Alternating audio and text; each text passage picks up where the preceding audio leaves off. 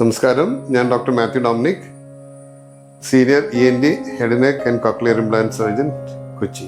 കേരളത്തിൽ തൊണ്ടയിൽ കൊടുക്കുന്ന അന്യവസ്തുവിൽ ഏറ്റവും കൂടുതൽ മീനിന്റെ മുള്ളുകളാണ്. സ്പീഡിൽ കഴിക്കുക, അശ്രദ്ധയോടെ കഴിക്കുക, സംസാരിച്ചുകൊണ്ട് കഴിക്കുക, മദ്യം കഴിക്കുക, ഇവയെല്ലാമാണ് തൊണ്ടയിൽ മുള്ളു കുടുങ്ങാനുള്ള കാര്യങ്ങൾ. തൊണ്ടയിൽ മുള്ളു കുടുങ്ങുകയാണെങ്കിൽ എന്താണ് ചെയ്യേണ്ടത്?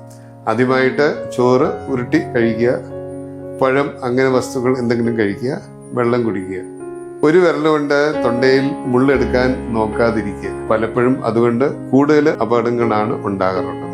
തൊണ്ടയിൽ മുള്ള് കുടുങ്ങി എന്ന് തോന്നുകയാണെങ്കിൽ തീർച്ചയായിട്ടും ഒരു ENT ഡോക്ടറെ കാണുക. തൊണ്ടയിൽ ഡോക്ടർ പരിശോധിക്കും. ടോൺസില്, നാക്കിന്റെ പുറകില് അവിടെ എവിടെയെങ്കിലും മുള്ളുണ്ടെങ്കിൽ അത് അനായാസമായിട്ട് OPയിൽ തന്നെ ഇരുന്ന് എടുക്കാവുന്നതാണ്. മുള്ള് അവിടെ കണ്ടിട്ടില്ലെങ്കിൽ രണ്ടാമത് ചെയ്യുന്നത് എക്സ്റേ എടുക്കുകയാണ്. കരിമീന്, തിലോപ്പിയ, വറ്റ എന്നുള്ള മീനുകളുടെ, മത്സ്യങ്ങളുടെ മുള്ളുകൾ എക്സ്റേയിൽ കാണാൻ പറ്റും. പക്ഷെ ചാള, അയില എന്നുള്ള മത്സ്യങ്ങളുടെ മുള്ള് കാണാൻ പറ്റുകയില്ല. എക്സ്റേ എടുത്തിട്ട് മുള്ള് കാണുകയാണെങ്കിൽ അത് മുള്ളുണ്ട് നമുക്ക് സ്ഥിരീകരിക്കാം. കണ്ടില്ലെങ്കിൽ മുള്ളില്ലെന്നുള്ള അർത്ഥമല്ല. തൊണ്ടയിൽ മുള്ളു പോയിട്ട് എക്സ്റേയിൽ കണ്ടില്ലെങ്കിലും മുള്ളു ഇരിപ്പുണ്ട് എന്ന് തോന്നുകയാണെങ്കിൽ തീർച്ചയായിട്ടും അതിന് ഒരു എൻഡോസ്കോപ്പിയാണ് ചെയ്യുന്നത്.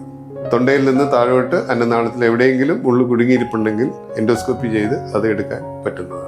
ഈ എൻഡോസ്കോപ്പി ചെയ്തിട്ടും മുള്ള് കണ്ടിട്ടില്ല, പക്ഷെ മുള്ള് ഉണ്ടെന്ന് തോന്നുകയാണെങ്കിൽ അത് അന്നനാളം തുളച്ച് കഴുത്തിൽ പോയി ഇരിക്കാനുള്ള സാധ്യതകളുണ്ട്. അപ്പൊ അങ്ങനെയുള്ള അവസ്ഥയിൽ ഒരു CT സ്കാൻ എടുക്കാറുണ്ട്.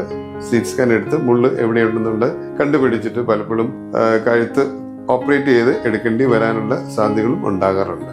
മുള്ള് ഉണ്ടായിട്ടും എടുക്കാതെ ഇരിക്കുകയാണെങ്കിൽ അവിടെ നിന്ന് പഴുക്കാനും കൂടുതൽ ബുദ്ധിമുട്ടുണ്ടാക്കാനുമുള്ള സാധ്യതകളുണ്ട്.